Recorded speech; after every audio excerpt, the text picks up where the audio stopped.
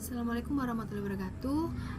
Pada pertemuan kali ini saya akan membahas terkait bisnis model kanvas. Apa itu bisnis model kanvas? Bisnis model kanvas itu merupakan sebuah model bisnis.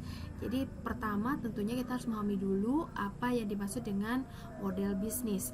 Nah, model bisnis itu ibarat kata ketika kita mau membuat sebuah baju, tentunya harus didesain dulu supaya pas, supaya tepat, kemudian sesuai dengan kebutuhan penggunanya. Sama dengan bisnis juga, tentunya kita dalam membangun bisnis bukan berarti kita cukup membangun bisnis saja, tentunya harus memiliki value, yaitu dibutuhkan oleh pelanggan. Nah, model bisnis itu dapat didefinisikan dari tiga deskripsi ya, dari tiga perspektif, yaitu metode atau cara, komponen, dan strategi bisnis.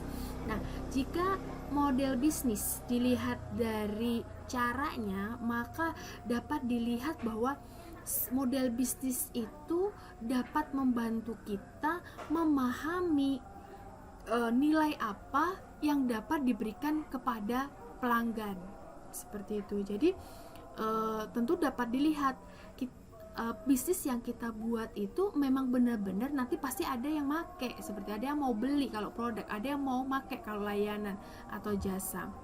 Nah, sedangkan model bisnis jika dilihat dari komponennya, berarti apa yang menjadi bagian dari model bisnis tersebut. Nah, tentunya yang menjadi komponen dari model bisnis tersebut adalah produk, kemudian manfaat, untungnya berapa, pelanggannya siapa, dan asetnya apa saja, dan pengetahuan apa yang ada dalam bisnis tersebut. Nah, ini jadi model bisnis kalau dilihat dari komponen itu mendeskripsikan secara jelas produk apa yang dijual, manfaat apa yang didapat jika kita membeli produk tersebut atau menggunakan layanan tersebut, kemudian potensi pendapatan apa yang bisa kita ambil dari bisnis kita, kemudian siapakah pelanggannya, dan asetnya apa saja aset itu bisa jadi adalah aset berbentuk barang berwujud dan aset yang tidak berwujud, yaitu misalkan pengetahuan, seperti itu. Jadi isinya tuh kalau kita melihat dari perspektif komponen, berarti dia adalah apa yang mengisi dari model bisnis tersebut. Nah, kalau dilihat dari strategi, berarti bagaimana strategi dari bisnis tersebut. Jadi rumusan strategi yang digunakan oleh suatu perusahaan atau enterprise dalam mencari value yang dimana berbentuk produk atau jasa yang dibutuhkan oleh pelanggannya, seperti itu. Jadi kesimpulannya, model bisnis itu memasukkan penciptaan nilai pelanggan sebagai elemen inti dari sebuah bisnis. Tentu karena apa, tadi sudah saya sebutkan di awal bahwa kalau kita membuat bisnis tapi tidak dibutuhkan oleh pelanggan kita, buat apa? Pasti nggak akan ada yang beli atau yang make. Nah, model bisnis ini juga menjelaskan logika bagaimana seorang pemilik perusahaan atau pemilik enterprise itu mendapatkan keuntungan, mendapatkan pendapatan, mendapatkan omsetnya, seperti itu. Dan juga model bisnis itu menjelaskan jaringan perusahaan. Apa itu yang disebut jaringan? Berarti siapa yang mensuplai bisnis kita, siapa yang membeli kita produk atau layanan kita. Jadi tentunya itu menjelaskan suppliernya. Kemudian siapa aset yang di dalam internal kita, seperti itu. Selain itu juga model bisnis menjelaskan sumber daya atau kemampuan yang dimiliki oleh perusahaan. Itu bisa jadi kompetensi inti dari bisnis tersebut. Misalkan contohnya kalau kita bentuknya konsultan IT, ya orang-orang ahli di dalam konsultan IT tersebut, sumber dayanya, asetnya, kegiatan, dan yang lain-lain. Nah, jadi kalau kita mau membahas model bisnis, tentunya harus ada. Kalau kita membuat model baju, berarti tentu harus ada yang namanya baju, atasan atau bawahan, jelas. Kemudian apakah dia bentuknya apa, jenisnya apa. kemeja, kaos atau apa. Nah itu sama dengan model bisnis juga. Ini yang mau make itu kira-kira dapetin apa dari model bisnis ini, kemudian gimana cara dapat pendapatannya, siapa yang akan mensuplai dan siapa yang mau membeli, kemudian apa yang harus disediakan sumber dayanya dan bernilai apa dari model tersebut. Nah bisnis itu sebenarnya terdiri dari 3 lapisan, yaitu lapisan strategik, lapisan bisnis model dan lapisan proses. Kalau strategik itu berada pada level planning, perencanaan. Nah, kalau kita dalam perencanaan, kalau dalam sebuah perusahaan, tentunya kalau manajemen itu Renstra ya, atau rencana strategik itu berisi tentang tujuan, visi, misi ya, goal apa yang akan didapat oleh si perusahaan tersebut yang akan diraih, Kemudian juga dari kalau bisnis model layer itu berada pada level arsitektur, yang dimana bagaimana logika kita mendapatkan uang, seperti itu. Kemudian kalau di level implementasi, pasti ini atau di layer proses ini berhubungan dengan organisasi SDM, kemudian aliran kerjanya seperti apa ya, workflow-nya itu seperti apa. Nah itu ada di situ. Jadi lapisan dalam bisnis itu ada 3, strategik, bisnis model, dan proses. Biasanya implementasi itu berada di proses layer, seperti itu. Nah manfaatnya kita mengetahui atau menggunakan model bisnis itu, tentunya ketika kita membuat sebuah ide usaha, kalau tergambarkan modelnya pasti mudah mengambil keputusannya. Seperti kita mau membuat mau menjahit baju, kalau jahitnya baju nggak ada modelnya, gimana? Apakah Anda lanjut atau tidak? Nah ini sama juga dengan model bisnis. Kalau model bisnis itu, kalau kita sebuah bisnis itu ada modelnya, makanya mudah kita memutuskan. Karena apakah sudah terlihat perkiraan keuntungan atau bagaimana mendapatkan keuntungannya, kira-kira operasionalnya apa yang harus dikeluarkan, kemudian segmentasi customernya itu siapa saja sudah jelas. Jadi kita bisa mengambil keputusan setuju dengan proses model bisnis ini atau tidak. Kemudian juga model bisnis ini dapat dipakai untuk menguji konsistensi hubungan antar komponen. Kan tadi saya sampaikan bahwa model bisnis itu kan terdiri dari beberapa komponen. Nah ini bisa digunakan untuk menguji konsistensinya. Apakah benar cocok supplier ini dengan aktivitas ini? Apakah cocok produk ini dengan segmentasi customer seperti ini? Nah itu bisa diuji. Kemudian juga dapat digunakan untuk menguji pasar dan asumsi yang digunakan ketika mengembangkan bisnis. Jadi tadi ada segmentasi pasar ya, segmentasi customer. Itu jelas kalau kita mau menjual sebuah produk atau layanan, tentunya kita harus sudah bisa mensegmentasikan siapa customer kita. Nah disinilah kita akan memahami karakter dari customer tersebut, dan dengan memahami karakter tersebut tentunya kita mudah dalam mengembangkan bisnis.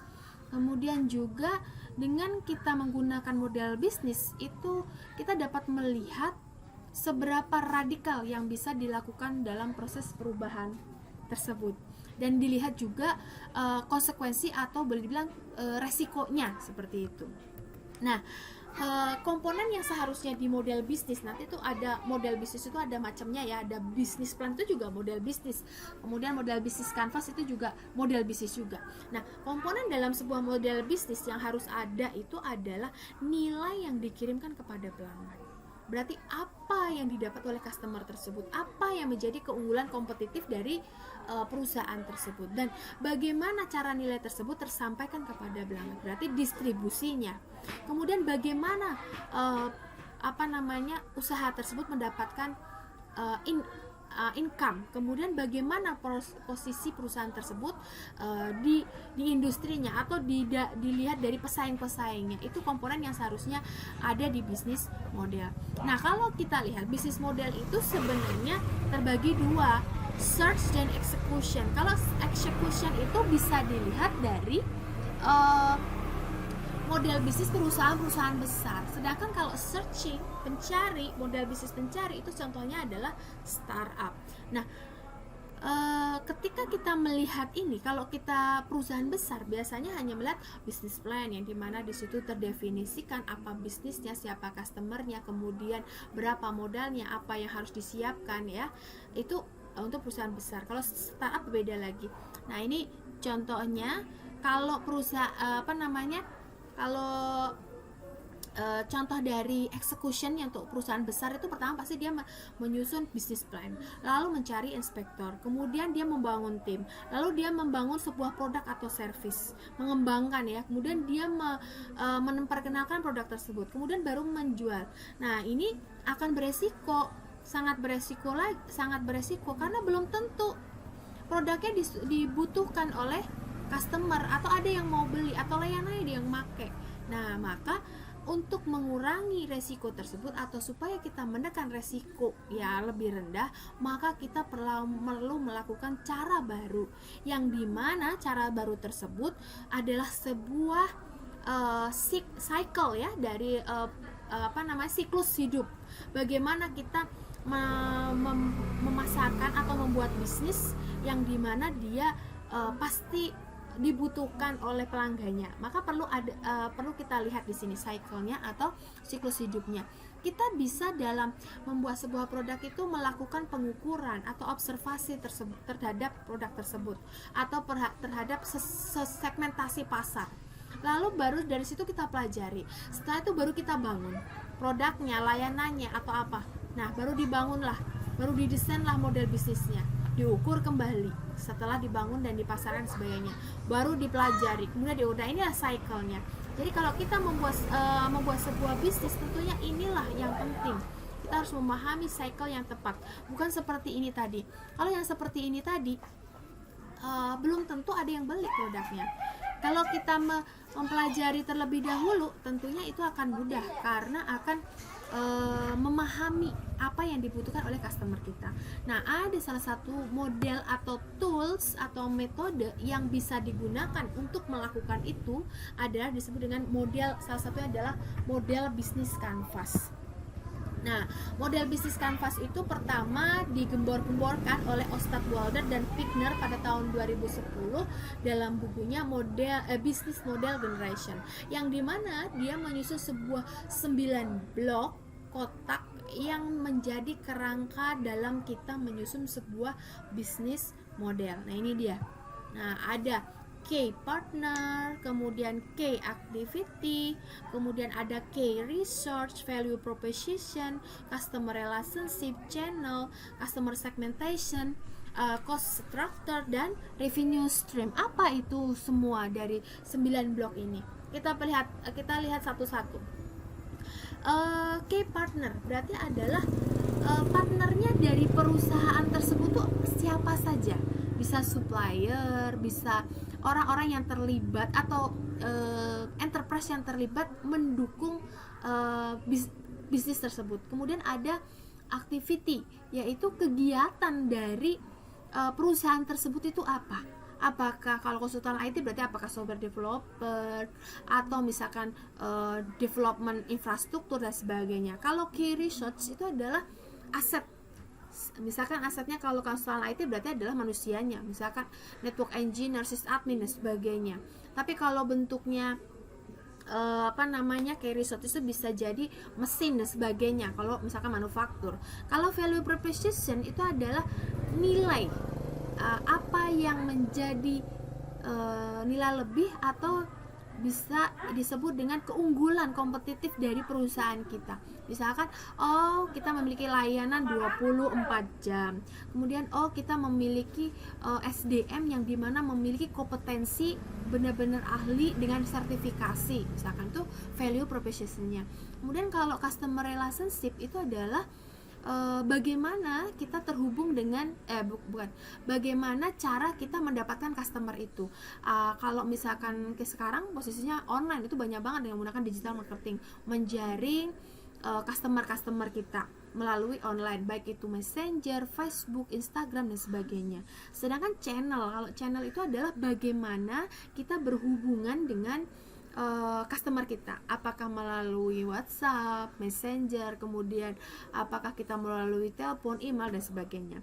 Kalau customer segmentasi itu adalah klasifikasi dari customer kita. Misalkan contohnya kalau misalkan saya perusahaannya ada perusahaan IT, training IT, maka customer segmentation saya bisa jadi mahasiswa, anak SMK, atau misalkan bisa para IT engineer, misalkan bisa seperti itu. Kalau cost structure itu berarti adalah biaya yang digunakan untuk menjalankan bisnis tersebut. Kalau revenue stream itu adalah dapat uang dari mana, dari biasanya sih berhubungan dengan key activity-nya. Nah, kalau kita lihat contohnya di sini, misalnya contoh bisnis model canvas dari PT Brandmatic Cipta Informatika. PT Brandmatic Cipta Informatika itu memiliki key partner person view. Ini adalah kalau nggak salah penerbit internasional ya. Kemudian ada Prometric, ini adalah sertifikasi. Nah, ini karena dia perusahaan training ya, bersertifikasi internasional, dia key partnernya adalah enterprise yang mendukung aktivitinya. Nah, aktiviti dari PT Brandmatic itu adalah software development, yaitu pengembangan sebuah software, dia membangun sebuah software. Ada juga training center, berarti ada pelatihan, dan certification examination, jadi ujian sertifikasi seperti itu. Nah, key research-nya tentunya karena ini pelatihan, berarti adalah kurikulum. Kalau terkait software development berarti pegawainya. Kalau value proposition karena dia bentuknya training, sertifikasi internasional, maka dia kurikulumnya internasional dengan customable sesuai dengan kebutuhan. Kemudian pengajarnya juga berkompetensi. Nah, ini adalah value proposition. Kemudian yang selanjutnya adalah customer relationship, yaitu adalah bagaimana kita berhubungan. Ada dua kegiatan di sini disampaikan, ada offline dan online. Kalau offline biasanya langsung dengan kegiatan workshop atau training. Kalau online berarti sosial media, participation, situs dan sebagainya. Kalau channel berarti adalah bagaimana kita menghubungkan. Kalau di sini contohnya adalah email, telepon, instant messaging dari YM, WhatsApp, Line, BBM dan sebagainya, serta sosial media dari Kaskus, Facebook, Twitter, Instagram dan sebagainya. Customer segmentation dari PT Brandmatic ini adalah staff IT, karena yang banyak pelatihan itu bisa jadi staff IT, dosen, mahasiswa, peserta ujian, lembaga pendidikan dan sebagainya. Nah, cost structure ini dapat dilihat dari biaya operasional, honor pengajar, honor instruktur, biaya marketing, gaji pegawai dan sebagainya.